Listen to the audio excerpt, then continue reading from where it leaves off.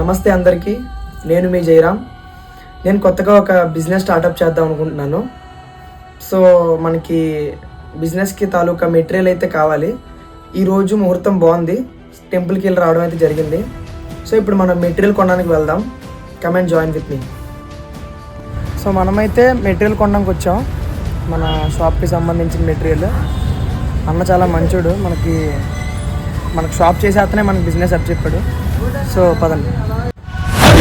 నిశ్శబ్దం పగిలి ముక్కలవుతున్న భీకర దృశ్యం, అలలెగసిన తడియాల తడి ఆగ్రహ తేజమై రూపు దాల్చిన సత్యం, ప్రాణపరాయణ దీక్షా పర్వం అహో ఆరంభం.